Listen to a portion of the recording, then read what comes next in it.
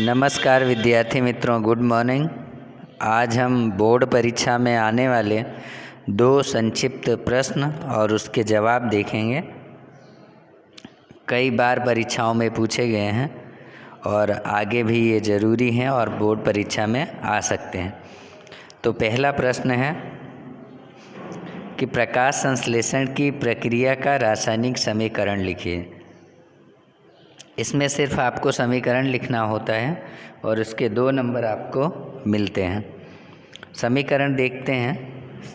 प्रकाश संश्लेषण की प्रक्रिया का जो समीकरण है 6CO2 + 12H2O, यानी कार्बन डाइऑक्साइड और पानी, क्लोरोफिल और सूर्य प्रकाश की उपस्थिति होती है तो बनता है C6H12O6 + 6O2 + 6CH2 H2C। तो समीकरण क्या बनेगा? 6CO2 + 12H2O, क्लोरोफिल और सूर्य प्रकाश की उपस्थिति है, C6H12O6 ग्लूकोज बनता है, प्लस ऑक्सीजन के अणु 6CO2 बाहर निकलते हैं और प्लस 6H2C हमें प्राप्त होता है। इस तरह का खाली समीकरण लिखेंगे तो आपको 2 नंबर प्राप्त हो जाएंगे। इस समीकरण को तैयार करने के लिए कम से कम 5 बार ज़रूर प्रैक्टिस करें और उसके बाद बिना देखे लिखें तो आपको ज़रूर तैयार हो जाएगा। अगला प्रश्न है वायवीय श्वसन तथा अवायवीय श्वसन में अंतर लिखिए।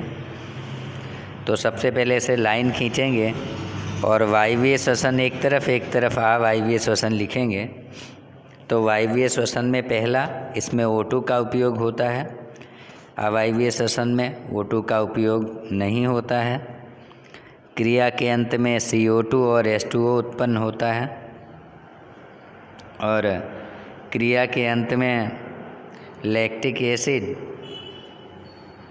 और ईस्ट में एथेनॉल और CO2 उत्पन्न होता है।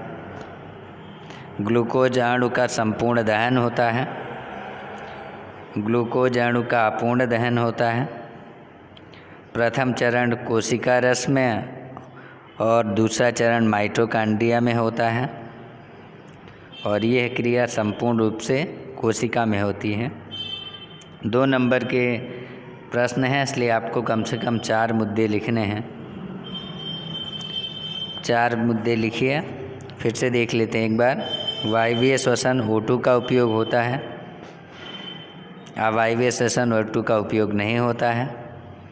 क्रिया के अंत में CO2 और H2O उत्पन्न होता है। क्रिया के अंत में प्राणीजन माध्यम में लैक्टिक एसिड, ईस्ट में एथेनॉल और CO2 उत्पन्न होता है। ग्लूकोज अणु का संपूर्ण दहन होता है। ग्लूकोज अणु का अपूर्ण दहन होता है। प्रथम चरण कोशिका में और दूसरा चरण माइटोकॉन्ड्रिया में होता है। यह क्रिया संपूर्ण रूप से कोशिका रस में होती है।